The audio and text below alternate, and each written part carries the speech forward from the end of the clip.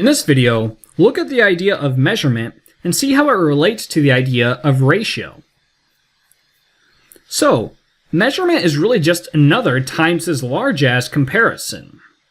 As an example, suppose John is 6.1 feet tall, which means the measure of John's height in feet is 6.1. So if we drew a line segment representing John's height, and then another line segment representing 1 foot,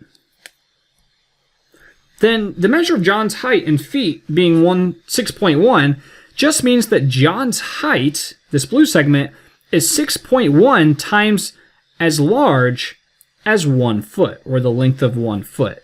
So it's really just a times as large comparison. A measurement of 6.1 feet means John's height is 6.1 times as large as the length of 1 foot.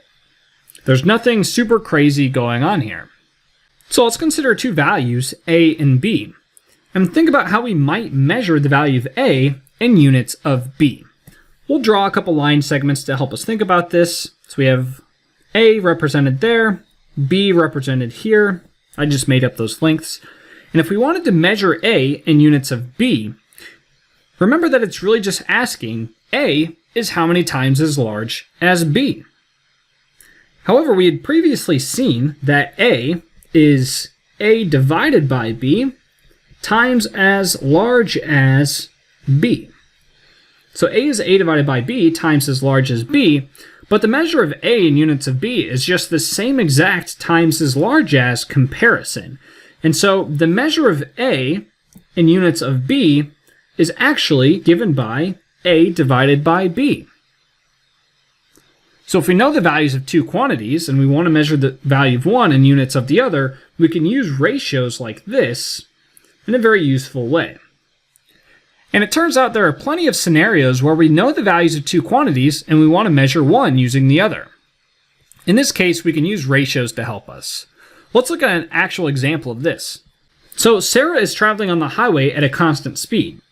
Over some interval of time, she traveled 3.1 miles in 0.05 hours. So we might ask, over this time interval, what was the measure of the distance traveled in miles in units of the time elapsed in hours?